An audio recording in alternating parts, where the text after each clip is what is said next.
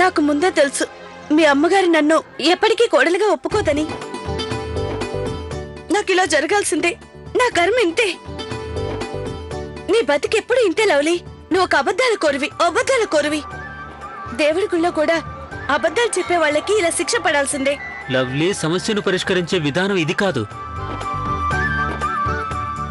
అయినా ఈరోజు జరిగిన దానికి నన్ను క్షమించు. కార్తీక్, నువ్వెందుకు సారీ చెప్తున్నావు? ఇందులో నీ తప్పేమాత్రం లేదు. తప్పంతా నాదే. మీ అమ్మగారి దృష్టిలో ఇలా ఉండడానికి నేనే కారణం. కార్తీక్, ఇప్పుడేం చేద్దాం చెప్పవా? నేను మా అమ్మని ఒప్పించలేకపోయాను. మన కలలన్నీ చెదిరిపోయినాయి.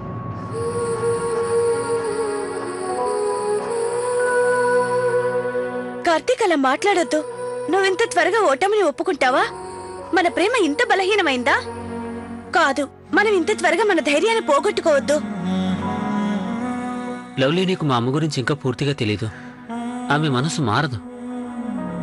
కార్తీక్, ఒకసారి చూడు. నేనెట్టి పరిస్థితుల్లో నిన్ను వదులుకోను. చూస్తూ ఉండు, ఏదో ఒక దారి తప్పకుండా దొరుకుతుంది.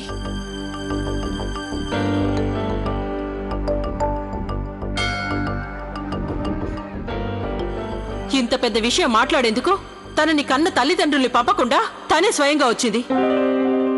నేను వెంటనే మీ అమ్మా నాన్నల్ని కలవాలి. వాళ్ళు గనక మన పెళ్లికి ఒప్పుకుంటే వాళ్లే మా అమ్మను ఒప్పిస్తారు.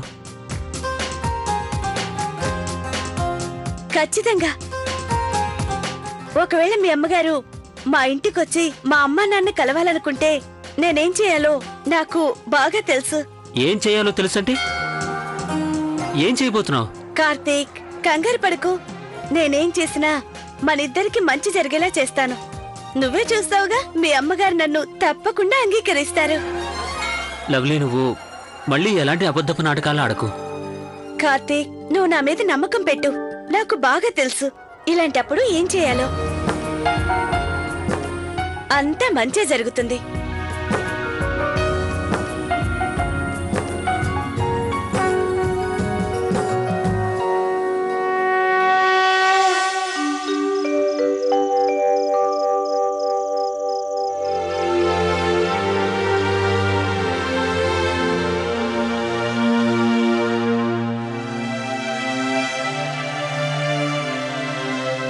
లవ్లీ, నాకు చాలా దగ్గర స్నేహితురాలితో నీ పెళ్లి విషయాన్ని మాట్లాడాను లవ్లీ. వాళ్ళు చాలా ధనవంతులు, అలాగే కుటుంబం చాలా గొప్పది. చూడు, నేను ఆ రోజే నీ ముందే మహేంద్ర వాళ్ళ అబ్బాయి రాహుల్తో లవ్లీ పెళ్లి గురించి మాట్లాడాను. వాళ్ళ మన సంబంధాన్ని అంగీకరించినట్లుగానే మాట్లాడారు.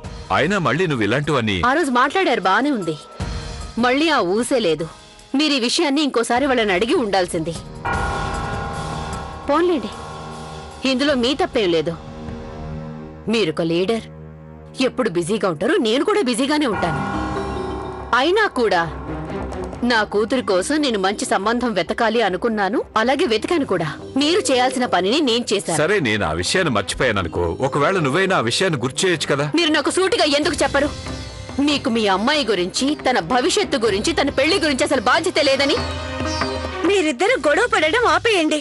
ఒకసారి నా మాట వినండి. నా పెళ్లి గురించి మీరు ఆందోళన పడాల్సిన అవసరం లేదు. ఎందుకంటే నేను ఒక అబ్బాయిని ప్రేమించాను.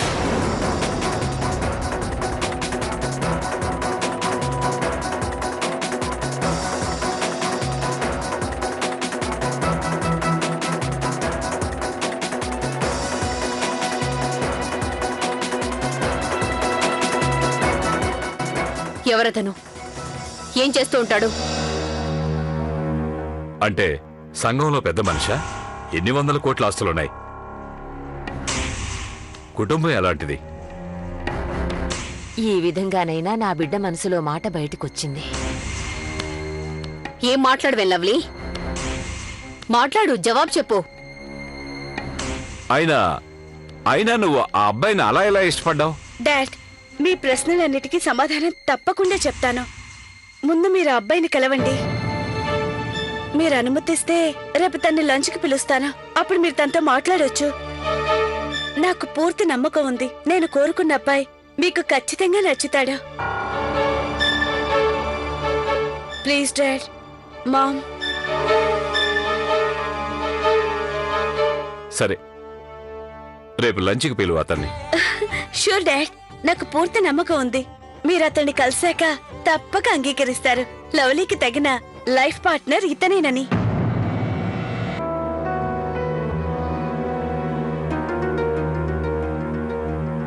కార్తీక్ చిన్నన్న, మాకు కొత్త చిన్నమ్మను చూపిస్తావా? నాకు కూడా.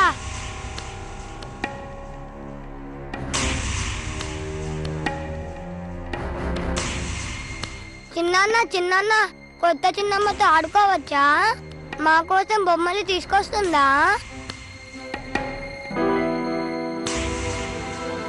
అరే ఆగండి, పిల్లలు అల్లరి చేయకుండా తినండి. కొత్త చిన్నమ్మ వచ్చాక అన్ని ఆవిడని అడిగి తెలుసుకుందరు గాని. ఇప్పుడు త్వరగా భోంచేయాలి, సరేనా?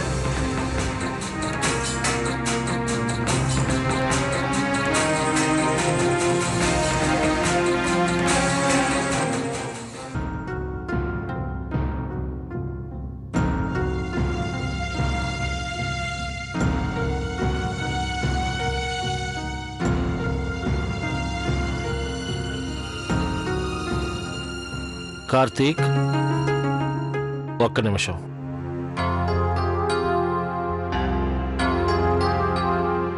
నన్న గుళ్ళో అసలు ఏం జరిగింది? మీ అమ్మ అంత కోపంగా వచ్చిందే? ఇక తను ఆ అమ్మాయిని వద్దు అని చెప్పాను అంది. చూడన్నా, నాకు జరిగింది జరిగినట్లుగా చెప్పు. నాకు చేతనైనంత సాయం తప్పకుండా చేస్తాను. నాన్నగారు, అది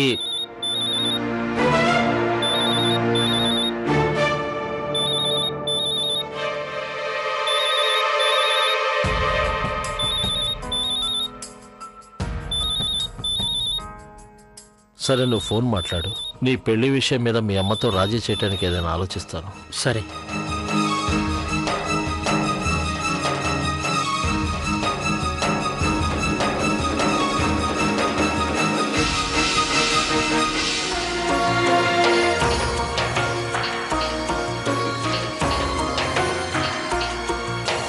హలో కార్తీక్, విను, నేనిక్కడ అన్ని ఏర్పాట్లు చేశాను. ఏర్పాట్లా? ఎలాంటి ఏర్పాట్లు? అయ్యో రామా, నేను మా అమ్మ నాన్నల్ని రేపు నిన్ను లంచ్ లో కలుసుకునేలా ఒప్పించాను. ఓ, సరిగ్గా నువ్వు రేపు 3 గంటలకి ఇంటికొచ్చేసేయ్. సరే, నువ్వు చెప్పినట్టే వస్తాను. ఇప్పుడు మీ అమ్మా నాన్నలకి నేను బాగా నచ్చాలని ఆ భగవంతుని మనస్ఫూర్తిగా ప్రార్థిస్తాను. అలాగే అవుతుంది, తప్పకుండా అలాగే అవుతుంది. ఈ లవ్లీ ఇష్టపడిన వ్యక్తిని ఎలా కాదంటారు చెప్పు?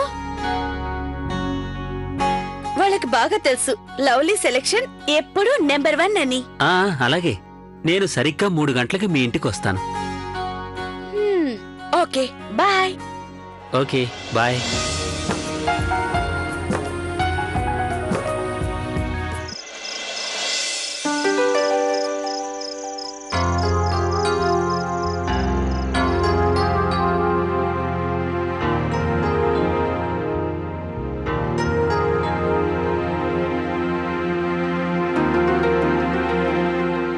ఒక్క మాట. ఇలా చూడండి, మీరు నాకు నచ్చ చెప్పినంత మాత్రాన నేను చిన్న విషయంలో కాదన్న అమ్మాయిని అవునని నా నిర్ణయాన్ని మార్చుకుంటానని మీరనుకుంటే నాతో దయచేసి మీరింకేం మాట్లాడకండి.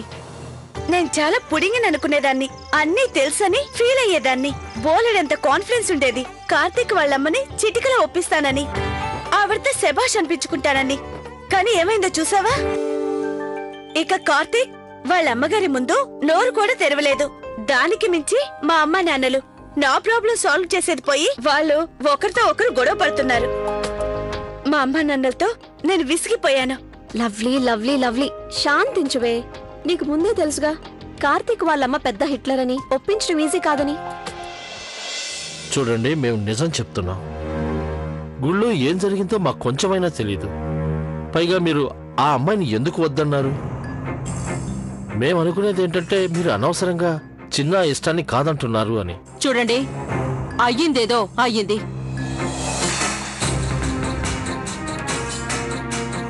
నాదొక మనవి, అక్కడేం జరిగిందో మీకు తెలియనప్పుడు మా నిర్ణయాన్ని మార్చుకోమనకండి. అది కాకుండా మేం చాలా ఆందోళనలో ఉన్నాం.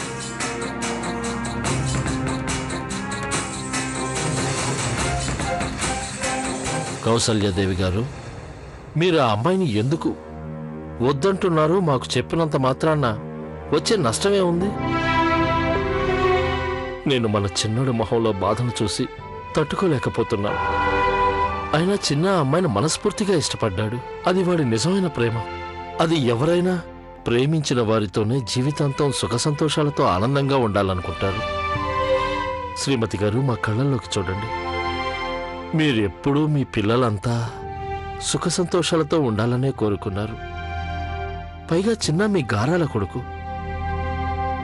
అలాంటిది మీరు వాడితో ఇలా కఠినంగా ఎందుకు ప్రవర్తిస్తున్నారు? ఎందుకంటే మన చిన్న ఎవరినైతే ప్రేమించి పెళ్లి చేసుకోవాలనుకుంటున్నాడో అది ఆ అబద్ధాలు కోరు పిల్ల లవ్లీ కాబట్టి.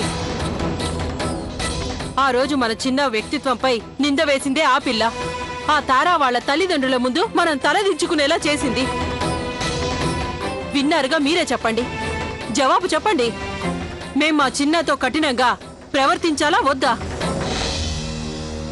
లేక మేము అబద్ధాలు కోరుతో చిన్న పెళ్లి జరిపించాలా?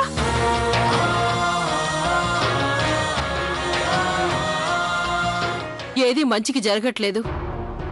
ఏది కూడా. నా మనసు చెప్తుంది ఆ అబద్ధాల కోరు చాలా జిత్తుల మారి పిల్లని, మన చిన్న అమాయకత్వాన్ని పావుగా వాడుకుంటుంది. మీకొక విన్నపం. అదేంటంటే ఏదో ఒకటి చెప్పి మన చిన్నాని ఆ అమ్మాయితో కలిసేందుకు తీరిక ఉండనీయకుండా చేయండి. మేము ఎలాగైనా సరే చిన్నాకు ఆ పిల్ల మీదున్న మోజును వదిలించాలనుకుంటున్నాం.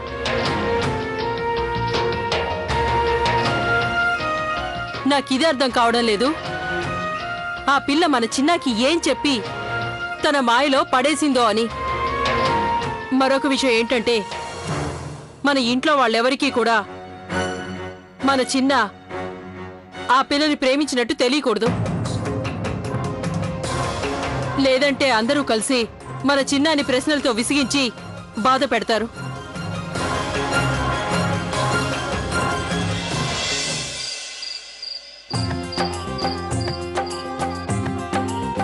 అరే వా, అప్పుడే పూజలు పునస్కారాలు చేసే ఏర్పాట్లు మొదలు పెట్టారనమాట. చూడండి అమ్మాయిలు, మీ అత్తగారు వచ్చే లోపు మీరన్నీ సక్రమంగా సవ్యంగా చేసి రెడీగా ఉంచండి. ఆవిడొచ్చి అన్ని పరీక్షించి నచ్చితే ఓకే. అలాగే మావయ్య గారు. ఈ సౌభాగ్య వ్రతం ఆడవాళ్లే ఎందుకు చేస్తారు? ప్రియా, మాంగళ్యం కలకాలం ఉండాలని భర్త దీర్ఘాయుషి కోసం భార్యలు చేసే వ్రతం అన్నమాట. నీకు తెలుసా తల్లి, ఈ వ్రతం వెనుక ఉన్న కథ ఏమిటి అనేది? కొన్ని వేల సంవత్సరాల పాటు విడివిడిగా ఉన్న తరువాత ఆ పరమేశ్వరుడు పార్వతీదేవిల కలయికకు గుర్తుగా, అది కూడా పార్వతీదేవి ఉపవాసం ఉంటూ కనీసం నీళ్లు కూడా తీసుకోకుండా సంవత్సరాల పాటు తపస్సు చేసింది. కథ విన్నావుగా, దాని అర్థం ఏంటంటే పార్వతీదేవికి తన ప్రాణనాథుడు పరమేశ్వరుడు దొరికినట్టుగా భర్తలు తమతో ఉండాలనే ఆశతో పెళ్లైన స్త్రీలందరూ ఈ వ్రతాన్ని చేస్తుంటారు. అర్థమైంది. కానీ అక్క, అసలు ఈ వ్రతం ఎలా చేస్తారు, ఏం చేస్తారు? ప్రియా, ఈ వ్రతం చేసే స్త్రీలు వ్రతం పూర్తయ్యేంత వరకు కనీసం ఒక చుక్క నీళ్లు కూడా తాగకూడదు.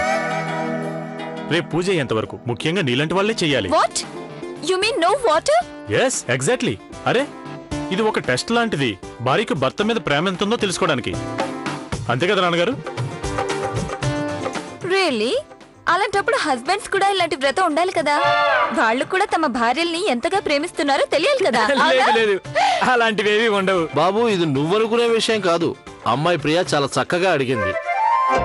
అది నీ భార్య నిన్ను కూడా కోరింది కదా, అందుకని నువ్వు కూడా ఉపవాసం ఉండు. అవును, అది నువ్వు ఉపవాసం ఉండు. ఎందుకంటున్నానంటే కాసేపు అయ్యాక ఇంట్లో రకరకాల పిండి వంటలు చేస్తారు. అప్పుడు నీ కోట కూడా నేనే తింటాను.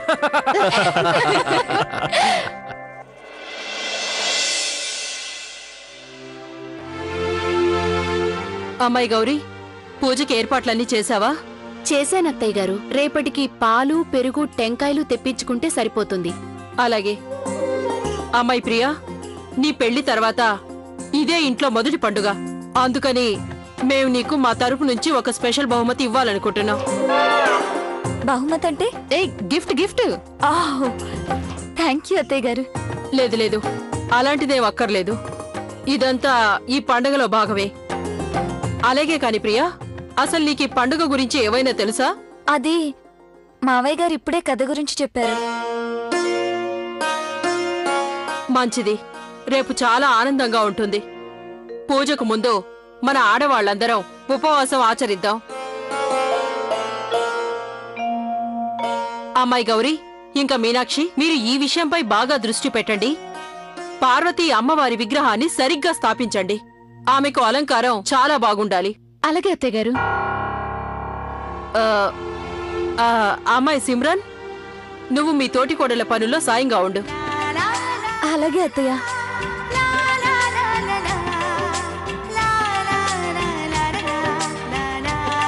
అమ్మాయి ప్రియా, వ్రత నియమాలన్నీ అర్థమయ్యాయి కదా?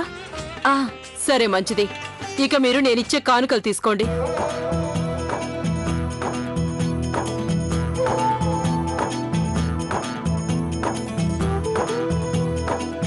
దీర్ఘ సుమంగళి భవ.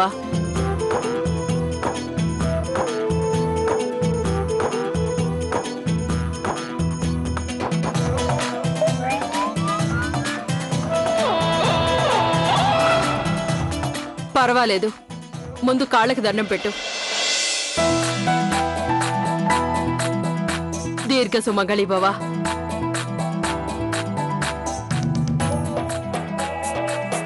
ఇదిగో తీసుకోండి అత్తయ్య గారు.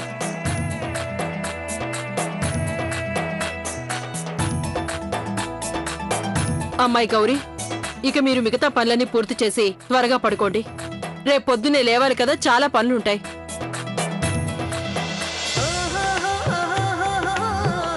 రేపు మస్తు మజా వస్తుంది పిల్లలు. మన భార్యలు మన కోసం ఉపవాసాలు ఉంటారు. వ్రతం అయిపోగానే కాళ్ళకు మొక్కి ఆశీర్వాదం తీసుకుంటారు. అది బానే ఉంది నాన్నగారు, కానీ రోజంతా ఇంట్లో మనం ఏం చేస్తాం? అరే బాబు, మనం మిఠాయిల వ్రతం చేద్దాం, వాటిని పొట్టలో పట్టిద్దాం. ఏమంటారండి?